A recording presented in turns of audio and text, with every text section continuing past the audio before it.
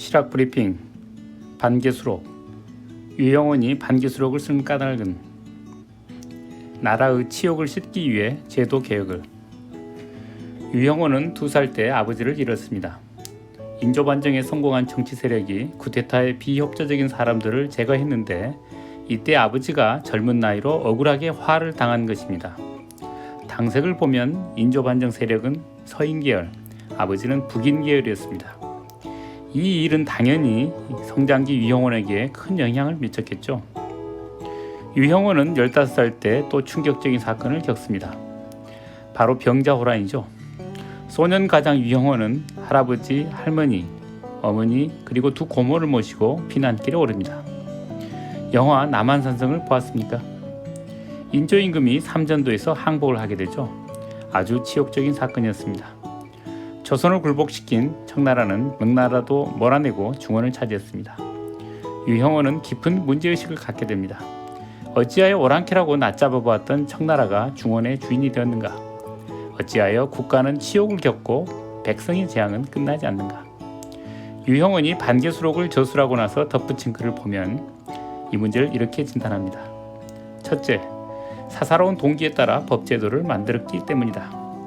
둘째, 고루함과 잘못됨을 구태의연하게 따르면서 변해야 할 것을 변하지 않은 데다 쇠약함이 누적되었기 때문이다.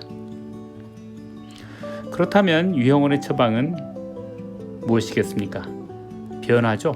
바로 변법이었습니다. 낡은 법제도를 바꾸지 않으면 정치가 제대로 될 수 없다고 생각했습니다. 요컨대 나라가 치욕을 씻고 나라답게 되려면 법제도를 개혁해야 하는데 그 개혁 방안이 바로 반계수록이었던 것입니다. 반계수록 저서 작업은 주로 전라도 부안의 우반동에서 이루어졌습니다. 서울 출신이었던 유형원은 32세 때부터 이곳에서 지냈습니다. 그의 호 반계는 바로 여기서 온 거죠. 우반동의 반과 시내 계에서 유래한 겁니다. 수록이라는 뜻도 알아보죠.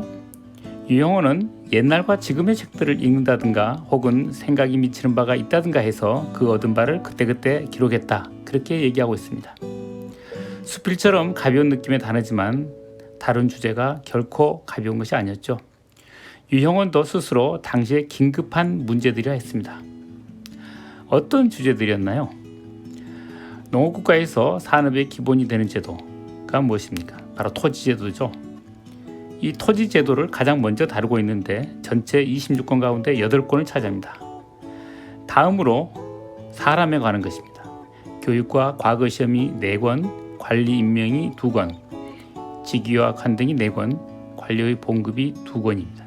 국가의 일을 담당할 사람을 어떻게 양성하고 충원하고 관리하느냐, 그런 문제죠. 마지막으로 군사제도와 국방이 4권, 속편이 2권입니다. 31세에 시작된 저서는 49세 무렵에 완성됐습니다. 그리고 얼마 안 되어 52세로 세상을 떠났으니 반계수록은 그의 필생의 역작이었습니다. 그의 묘소는 경기도 용인에 있습니다. 마무리하죠. 제도는 중요합니다. 유형원은 국가적 문제점으로 제도에 주목했습니다. 그리고 국가제도 개혁 방안으로 필생의 역작인 반계수록을 썼습니다. 나라의 치욕을 씻기 위해, 나라다운 나라를 위해. 반계수록 이야기는 계속됩니다.